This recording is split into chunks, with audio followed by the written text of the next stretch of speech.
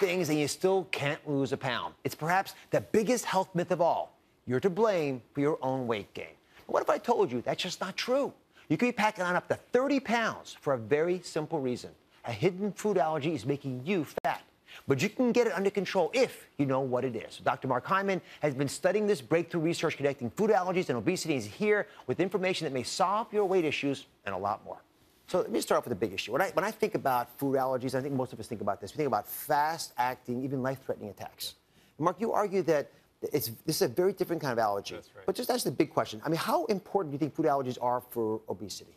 Very big. You know, food allergies cause inflammation in the digestive tract. They damage the gut, and they cause inflammation, and that leads to obesity. Now, doctors debate whether inflammation comes first or obesity comes first, but I think inflammation most often comes first, and that drives a vicious cycle of weight gain and further weight gain, and more research is proving this true.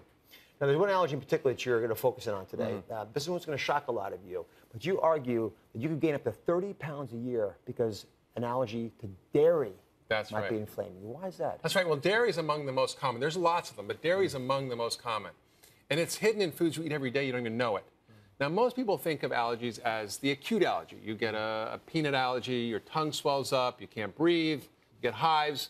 That affects maybe 2 to 5% of the population. But up to 60% of the population can be affected by hidden food sensitivities like dairy. And that causes a slow, delayed response that you might not notice for hours or even days after, and it can cause all sorts of symptoms, including weight gain. The idea of 60% of the population, more than half the people who are here today or who are watching on television might have this allergy, blows my mind. So if it's okay, I'm going to show you an animation. I want to make this really clear because I want you to understand how a dairy allergy can cause you to gain weight.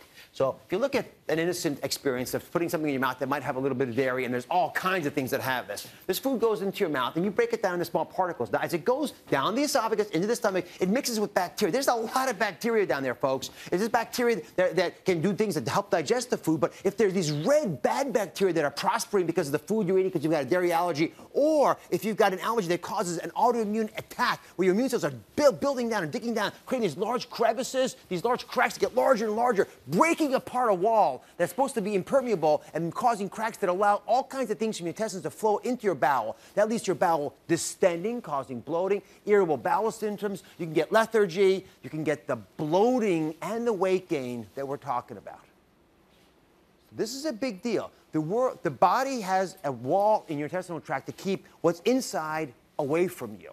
And if that's not going to happen, it's a big deal for us. So I'm focusing on this because I think more than half of you, 60% Dr. Hyman estimated, might have some type of an allergy, and those allergies lead to inflammation that cause weight gain very definably. So let's walk through the main sources of dairy, since we're focusing on dairy allergies today, and talk not just about the obvious ones, the cleared milks and the cheeses, but also some hidden sources of dairy. Dairy is in a lot of foods. I mean, it's obviously milk, it's cheese, it's butter, it's yogurt.